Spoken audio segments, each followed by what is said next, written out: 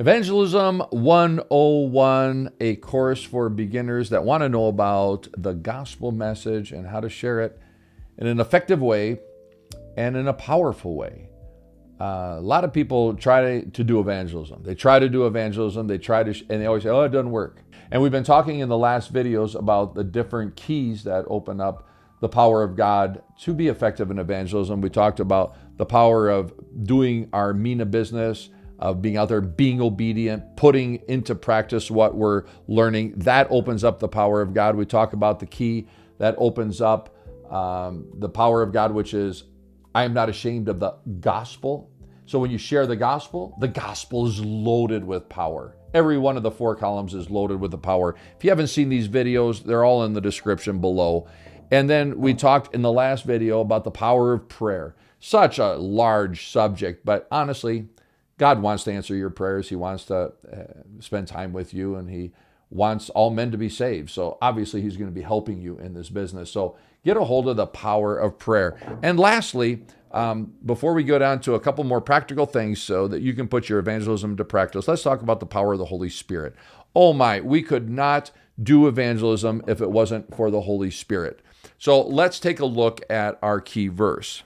We're going to take a look at the verse in Acts chapter 1, just to give us a background on why the Holy Spirit is powerful in our evangelism.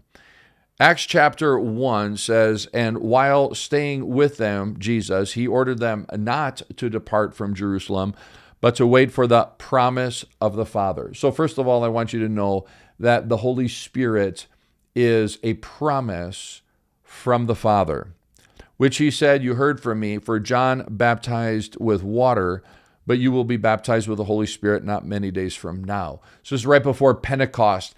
And Jesus said, listen, when I resurrect, I got to get back to my Father's house. Oh, well, why is that?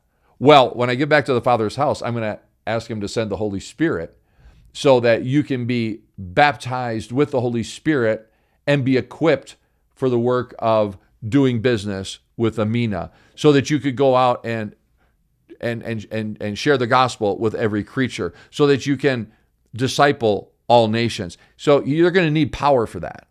Okay.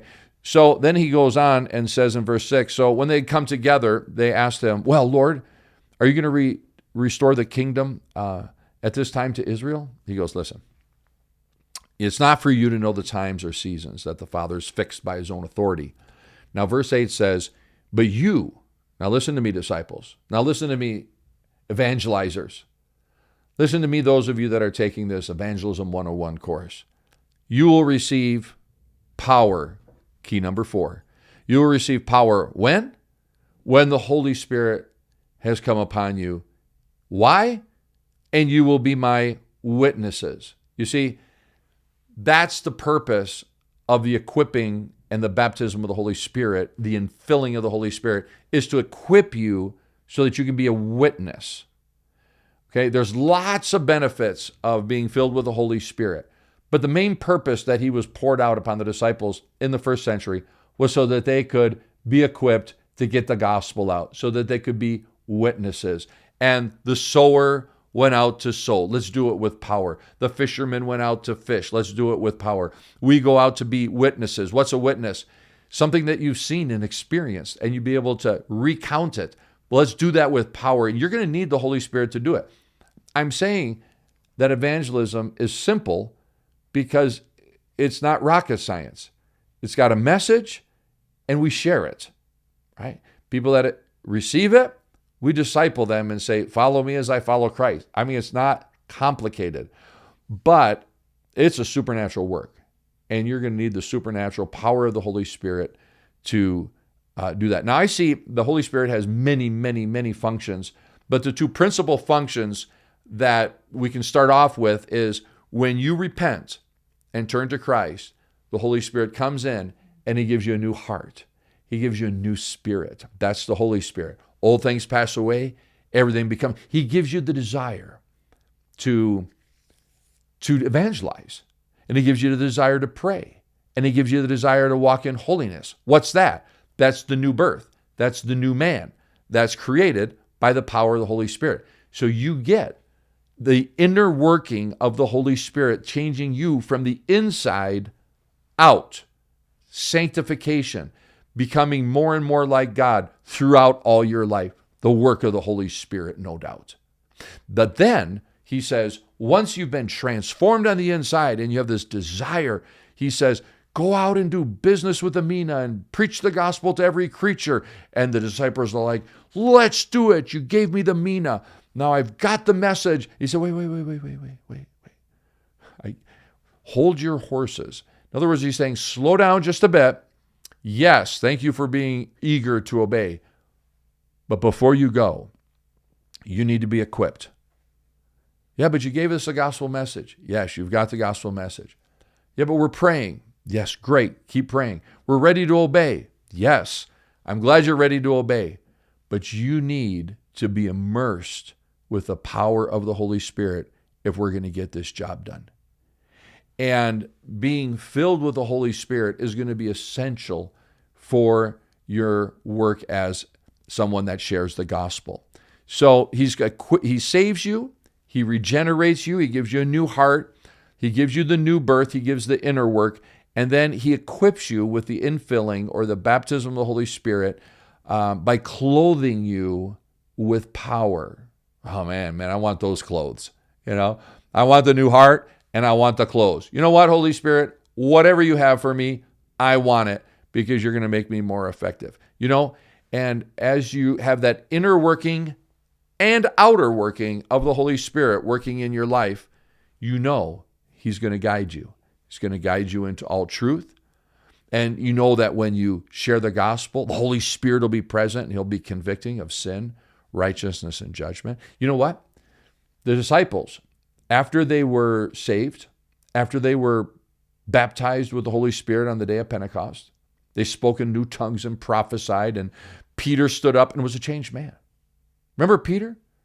He was saying, I don't even know this man when Jesus was being tried, and denied him. And now at the day of Pentecost, he's the one that stands up and in boldness begins to proclaim the gospel message.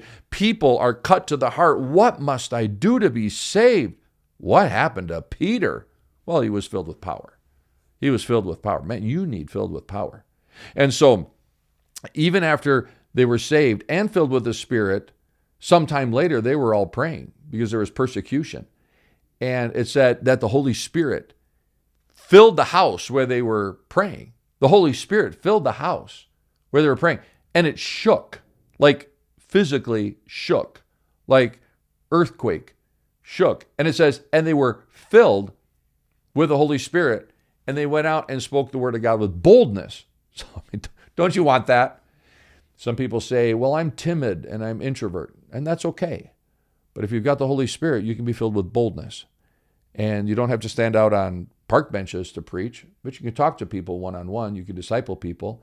You can still do mina business and be an introvert, but you have to have the Holy Spirit.